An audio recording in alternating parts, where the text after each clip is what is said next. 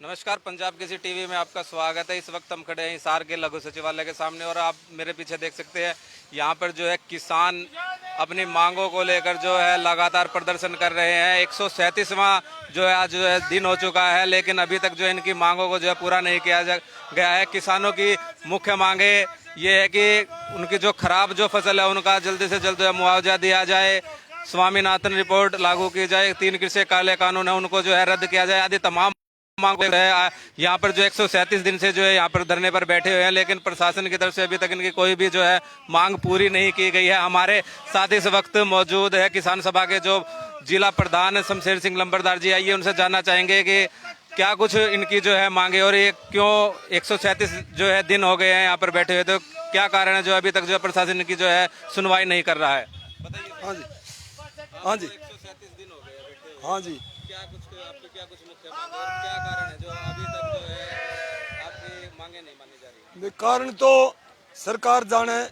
हम तो जिला हिसार का संयुक्त मोर्चा का ये धरना है जी। 137 दिन से लगातार हम यहाँ पर जिला हिसार के किसानों के और मजदूरों के जो ज्वलंत मुद्दे हैं, जिसमें मुख्य रूप से खरीफ 2020 का हमारा रिलायंस कंपनी हजारों करोड़ रुपये किसानों का बीमा प्रीमियम के रूप में लेगी और 1 रुपया हमारे को बीमा क्लेम के रूप में नहीं दिया, जबकि खरीफ 2020 की हमने यहाँ पर धरने दे करके पिछली साल 5 सितंबर 2020 से लेकर के 28 सितंबर 2020 तक हिसार, आदमपुर, उकलाना मंडी, बरुआड़ा और बालसमंद में धरने दे करके स्पेशल गिरदावरी के ऑर्डर करवाए थे सर। और स्पेशल गिरदावरी करवाई गई प्रशासन के द्वारा। डीसी मैडम फील्ड में गई 2 दिन और इसके जूनियर अधिकारी फील्ड में रहे। स्पेशल गिरदावरी में सारे हिसार जिले में मुख्य रूप से कॉटन की, बाजरा की और आपकी मूंग की और गुआरी की जो फली वाली फसलें हैं और कॉटन की 51 से 74% खराबा पाया गया सभी तहसीलों के अंदर। लेकिन बीमा कंपनी उन्हीं गाँव को क्लीन चिट दे रही है, भाई यहाँ पर कोई खराबा नहीं। हजारों करोड़ रुपये 1650 रुपये पर एकड़ के हिसाब से हमारे बीमा प्रीमियम का लेगी कंपनी, हड़प करके मजबूर किसानों का, और जो कर्जदार किसान है उनके बैंकों में ऑटोमेटिक उनके कर्ज के अंदर जुड़ गए। और जब क्लेम की बात आई, क्लीन चिट दे करके वो भाग गए जी यहाँ से। इसी प्रकार गैर बीमित किसानों के हमारे मैडम ने कहा था 5 महीने पहले, भाई आपका 284 करोड़ रुपये मुआवजा आपका मंजूर हो गया। हमने हमारे तहसीलदारों ने, पटवारियों ने APR बना करके FCR को भेज दी चंडीगढ़। उन बातों को 5 महीने हो गए, 3 बार 4 बार मैडम जी के साथ हमारी टेबल के ऊपर बात हो ली, लेकिन रिजल्ट जीरो नहीं -0। उसके बाद अब की बार अतिवृष्टि हुई थी 60 का महीने हमारे जिला हिसार के गांव में, यहाँ पर मतलोडा में, मिर्जापुर में, राजली में, हरे लाडुआ में भी कई गांव के अंदर, ये साबरवास में कई हजार एकड़ जमीन, 20,000 एकड़ जमीन खड़गपुनिया में और सरेड़ा में, इन गांवों में 20,000 एकड़ जमीन जलमग्न होकर के हमारी नरमा की फसल खराब होगी। कोई गिरदावरी का जिक्र नहीं, कोई किसानों की संभाल का जिक्र नहीं। 90% जल घरों के अंदर, चाहे शहर का हो, मैं हिसार जिला की बात कर रहा हूँ, लंबी चौड़ी नहीं कर रहे आपके सामने। और तमाम गाँव के अंदर गंदा पीने का पानी भेजा जा रहा है। अब भाई ये प्लान है इस सरकार की, प्रशासन की, इस देश के किसान और मजदूर को येन केन प्रत्यनैन इनको गंदा पानी पिला करके और गंदा मटेरियल खाने का पेश करके इनको बीमार बना करके इनको मौत के घाट उतार दिया जाए। मांगे माननी, मुआवजा दिलवाना, बीमा दिलवाना, काले कानून रद्द करवाना, ये तो पुराने जमाने की बात है इनके लिए। मेरा कहने का मतलब है, ये जो तानाशाही सरकार है हमारे देश की बीजेपी, और हरियाणा के अंदर ये सहयोगी दल जेजेपी, ये हमारे देश के और हमारे सूबे के किसानों के, मजदूरों के और आम जन के बिल्कुल 100% विरुद्ध है। किसानों के लिए बजट के नाम पर इनके पास 1 पैसा भी नहीं है।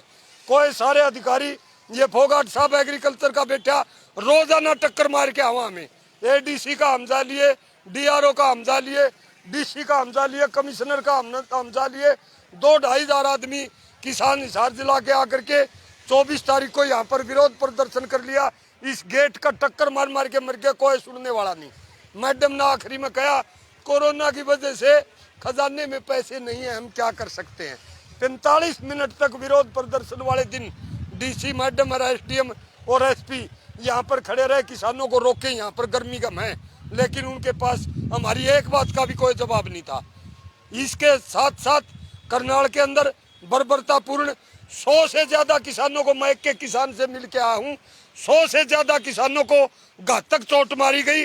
वो आरएसएस फैमिली से बिलोंग करने वाला जो सिन्हा एसडीएम है, उसके चाचा जी बड़े अधिकारी है सरकार के अंदर, फर्स्ट क्लास के अधिकारी, और वो राज्यसभा मेंबर भी है और आरएसएस का प्रमुख है। वो देश का आरएसएस फैमिली के लोगों को बिठा रखा है। वे हमारे किसान भाइयों को और मजदूरों को बर्बरतापूर्ण उसने ये धर्मांधता में और अपनी पद की गरिमा को खत्म करते हुए और संविधान के अधिकारों का सत्यानाश करते हुए खुले में पुलिस को ऑर्डर कर रहा है। एक भी किसान सर फूटे बगैर घर नहीं जाना चाहिए। और हमारे 80,000 किसान 5 दिन पहले करनाल के अंदर इकट्ठे हुए, बार बार वहाँ का प्रशासन सरकार के इशारे के ऊपर हमारे किसान नेतृत्व को बातचीत के बयाने से रोके रखे 5-6 घंटे।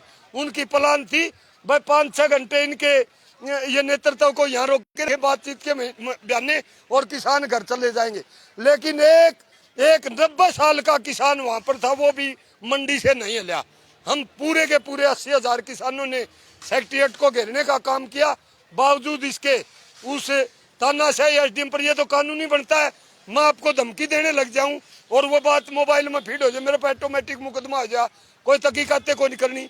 और उसकी वीडियो देखकर इतना जिम्मेदार अधिकारी, एसडीएम जिम्मेदार अधिकारी की श्रेणी में आता है प्रशासन के अंदर, और उसने बार बार उसकी वीडियो बेबाकी से वो कर रहा है भाई इनका छोड़ना सभी का, और उसके खिलाफ कार्रवाई नहीं कर रहे। तो ये गदर फंड नहीं है तो क्या है? इन लोगों ने यहाँ पर अफगानिस्तान वाले तालिबान वाले हालात बना रखे। ये तालिबानियों के समकक्ष उनके रास्ते के ऊपर हमारे देश का चल रही है, वो दिन दूर नहीं होगा। अगर इसी प्रकार ये लोग चलते रहे तो हमारे देश में गृह युद्ध होने के आसार हैं।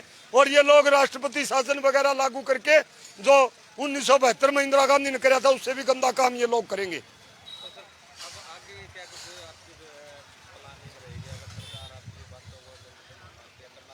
हमारी प्लानिंग तो साथी ये है, घर तो हम जा ही नहीं गए। हमारा संयुक्त मोर्चा जो भी आदेश देगा उसको रात के 12 बजे भी हमारा तमाम किसान और मजदूर एक लीडर बन गया है। कार्यकर्ता न रह करके आम मजदूर और आम किसान न बन करके हर किसान आंदोलन के अंदर एक लीडर की भूमिका में है। हम पूरी फाइट लेने के मूड में हैं, लेकिन एकता, अहिंसा और अनुशासन का मूल मंत्र हाथ से नहीं छोड़ेंगे। और इस सरकार को घुटनों के बल रेंगा करके छोड़ेंगे, घुटनों के बल रेंगा करके छोड़ेंगे, हम पीछे नहीं हटेंगे। आपने हरियाणा के भी ऐलान किया है, हरियाणा के जो तमाम जो उपायुक्त है और जो एसडीएम उनके, हाँ, कल 11 तारीख को हमारे संयुक्त मोर्चा की करनाल प्रकरण को लेकर के करनाल के अंदर मीटिंग होगी। हमारे साथी हम भी उसमें शामिल होंगे और बहुत जल्दी परसों भी इन लोगों ने हमारे को इसी प्रकार रुझाए रखा। संयुक्त मोर्चा के नेता हमारे को बताते रहे भाई आज फिर मीटिंग है प्रशासन के साथ और सरकार के साथ, साथ ये लोग बातचीत कर रहे हैं। हो सकता है हमारा मामला सुलझ जाए, आप एक बार रोड के ऊपर मत आना। हमने तो वो संयुक्त मोर्चे के आदेश पर वो सारी बात कर दी थी। अब हम इंतजार कर रहे मोर्चा का, जो ये आदेश आएगा सारे हरियाणा के अंदर तमाम डिस्ट्रिक्ट हेडक्वार्टरों के ऊपर हरियाणा का किसान और मजदूर सड़कों के ऊपर आकर के करनाल प्रकरण के विरोध में भारी विरोध प्रदर्शन करेंगे और मजबूर करके मानेंगे, मजबूर करके, क्योंकि हम हमारी जगह के ऊपर हम अनुशासन में हैं, नियम में हैं, अपनी जगह पर सही हैं। सरकार हर जगह गलत है। सरकार ने काले कानून लागू किए, बिल्कुल गलत किया, संविधान का गला घोटा। जिस संस्था के लिए या जिस समाज के लिए कानून लाए जा रहे उनकी सलाह कौन दी गई? कहाँ का न्याय है इस देश के अंदर? लेकिन इसको कतई बर्दाश्त नहीं किया जाएगा। हाँ, निश्चित है, डेट निकालनी बाकी है, निश्चित है, सारे हरियाणा के अंदर करेंगे। कल हमारी मीटिंग है वहाँ पर करनाल के अंदर। तो किसान मोर्चा जो फैसला लेगा वो हरियाणा बंद की काल दे, वो डीसी कार्यालय घेराव की काल दे, जो भी काल वो होगी सांझी होगी। हरियाणा संयुक्त मोर्चा और दिल्ली के जो राष्ट्रीय नेता है वो प्लानिंग से जो भी योजना देंगे वो उसको फॉलो करेंगे किसान। आपको अब क्या लगता है, इतने दिनों से आप 140 दिन देखिए, अखिल भारतीय किसान सभा के नेतृत्व में 2020 के अंदर खरीफ फसल की सफेद मक्खी से और जल भराव से भी 1 महीने हमने यहाँ आंदोलन किया था और उसी आंदोलन में स्पेशल गिरदावरी हुई थी। अभी कुछ दिन पहले जल भराव का भी मुआवजा मिला है। हिसार जिला का भी 17 हिसार तहसील के अंदर 17 गाँव में 28 करोड़ का मुआवजा रिलीज हुआ है और डीसी महोदय ने अभी आश्वासन दिया है कि कुछ बाकी जो 272 से 28 गया है, जो बाकी बचता है वो भी पाइपलाइन में जल्दी डल जाएगा। ये धरने टोलों पे भी चल रहे हैं। ये भी एक राष्ट्रीय आंदोलन की मांग को लेकर भी है और स्थानीय आंदोलन को लेकर आंदोलन करने में अखिल भारतीय किसान सभा हमेशा चैंपियन रही है। इसका पुराना इतिहास भी है। वो 2016 में 2009 में जब पूरी तरह से फसलें खराब होगी तो किसानों की मुआवजे की लड़ाई अपन लड़ी और उसके विशेष गिरदावरी के दबाव में जो है यहाँ बीमा भी ठीक मिला, काफी कम भी है। अब भी वो घोटाला है अपनी जगह, लेकिन ये जो मिल रहा है वो भी किसान आंदोलन की और इस धरने की बदौलत मिला है और संयुक्त मोर्चा का लगातार समर्थन इस धरने पे रहता है। हाँ, नेतृत्व तो जरूर किसान सभा के उस पे बैनर पे है, लेकिन इसकी उपलब्धि तो अपने आप में है, उपलब्धि है। ये केंद्र भी है, जैसे टोल हमारे केंद्र है, ये हमारे केंद्र है। जैसे दिल्ली हमारा केंद्र है, करनाल भी केंद्र बन चुके हैं। यदि वो सरकार नहीं मानेगी तो वो भी केंद्र बन जाएगा और जो भी फैसला लेगी संयुक्त मोर्चा, वो ये हमारे हरियाणा के अंदर भी मान सम्मान की लड़ाई है। ये पूरे हर नागरिक के मान सम्मान की लड़ाई है। यूँ तो फिर मतलब कोई भी तानाशाही आप रवैया अपनाएगा, ये कौन से कानून में लिखा हुआ है? कहीं भी कोई इसको सही नहीं बता रहा दुनिया में। तो इसके खिलाफ एसडीएम के खिलाफ कार्रवाई की मांग हम करेंगे। हमने शुरू में ये कहा था कि भी इसके खिलाफ 302 का मुकदमा दर्ज किया जाए, लेकिन किसान नेता भी समझते हैं, हम भी नहीं चाहते कि हमें कोई अलग मोर्चा खोलना पड़े कि दिल्ली बॉर्डरों पे, टोलों पे और जो धरने चल रहे हैं उनको ही मजबूत रखें, ज़्यादा नए मोर्चे न खोलें। लेकिन सरकार धर्मिता अपनाएगी तो किसान किसी तरह से कमज़ोर नहीं है। हम अपनी पूरी ताकत का प्रदर्शन करेंगे। तो इनका साफ तौर से यही कहना है कि जो किसान है अपनी मांगों को लेकर है जो है लड़ता रहेगा। जब तक जो इनकी मांग मान नहीं जाती तब तक ये धरने पर जो है लगातार जो है बैठकर जो है यहाँ पर जो है प्रदर्शन करते रहेंगे। और जो कल जो है किसानों की जो है करनाल के अंदर जो है एक बड़ी मीटिंग बुलाई गई है और वहाँ पर जो है कुछ एक बड़ा फैसला भी लिया जा सकता है, जिसके अंदर पूरे हरियाणा के उपायुक्त और एसडीएम के जो है कार्यालय को भी जो है घेरा जा सकता है। पंजाब केसरी टीवी के लिए हिसार से विनोद सैनी।